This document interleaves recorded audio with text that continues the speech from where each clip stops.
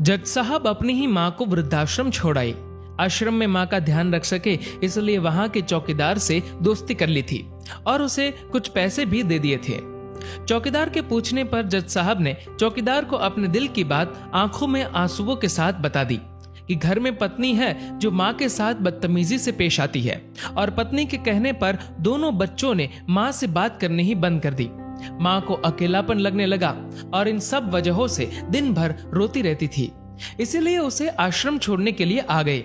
तो चौकीदार ने कहा, जज साहब आपके सामने सारे सबूत थे कि कौन सही और कौन गलत है, लेकिन अपनी ही माँ के साथ न्याय नहीं कर पाए तो औरों के साथ क्या न्याय करते होंगे आप। ये बात जज साहब के दिल को चुभ गई।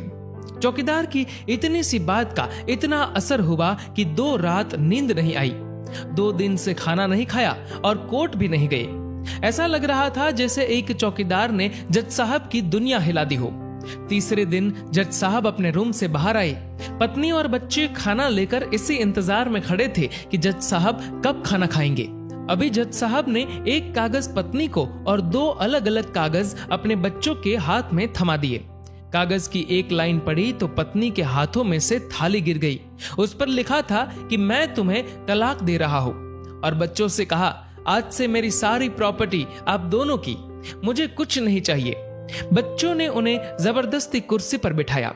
हाथ जोड़कर पैरों में गिरकर इन सब का कारण पूछा तो आंखों में आंसुओं के सैलाब के साथ जज साहब बोले कि मैं मेरी 65 वर्ष की माँ को आश्रम छोड़ के आया हूँ, अनजान लोगों के भरोसे छोड़ के आया हूँ, और आप सब कारण पूछ रहे हैं। हम लोगों को शर्म आनी चाहिए। रोज मेरे कोर्ट से आने के बाद माँ रोती थी कि बेटा प्लीज मुझे वृद्धाश्रम में शिफ्ट कर दो।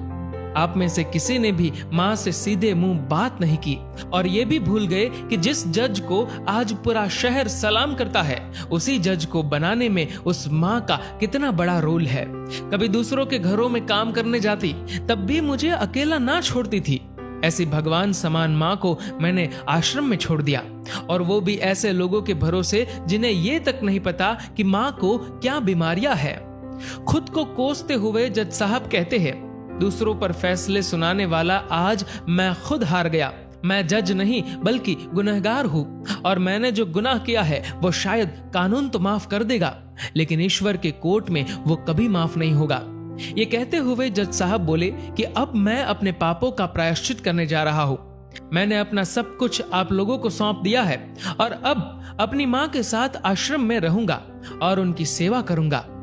पत्नी से जज साहब ने कहा कि याद रखना, आज तुमने उस माँ को आश्रम भिजवाया, तुम भी एक माँ हो, कल तुम्हें भी कोई आश्रम भेजेगी, तब तुम्हें मेरे इन शब्दों का अर्थ सही मायने में समझ आएगा।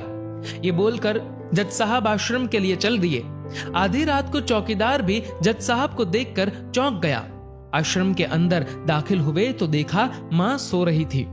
करीब जाकर देखा तो पूरे परिवार की तस्वीर से लिपटकर रोते हुए माँ सो गई थी। आश्रम का प्रशासन भी जाग गया, क्योंकि पीछे पीछे पत्नी और बच्चे भी आ गए थे। उन्हें यह एहसास हो गया था कि उन्होंने क्या पाप किया है।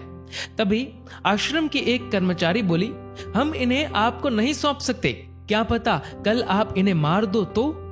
ये सुनते ही जज साहब की पत्नी को दिल में बहुत दर्द हुआ। वो बोल उठी कि मैडम जी, शायद हमारे हाथों बहुत बड़ा पाप हुआ है, मानते हैं, लेकिन अब हम इन्हें मारने नहीं, इन्हें एक नया जीवन देने आए हैं। आश्रम के सभी बुजुर्गों की आंखों में आंसू थे। सब के सब रो पड़े। खुशी के आंसुओं के साथ माँ को घर ले आए। लेकिन वही आश्रम में अनेक आंखें ऐसी थी जो किसी ना किसी का इंतजार कर रही थी। माँ, तेरा कर्ज मुझसे अदा क्या होगा, तू अगर नाराज है तो खुश मुझसे खुदा क्या होगा। दोस्तों, इस कहानी को लेकर आपकी क्या राय है, नीचे कमेंट करके जरूर बताएगा। और दोस्तों, अगर आपको ये वीडियो पसंद आए तो इस वीडियो को लाइक करेगा और ज्यादा से ज्यादा लोगों तक शेयर करेगा। और ऐसे ही और भी इंस्पिरेशनल वीडियोस के लिए सब्सक्राइब करें हमारे यूट्यूब चैनल को और फेसबुक पर फॉलो करें हमारे पेज को। धन्यवाद।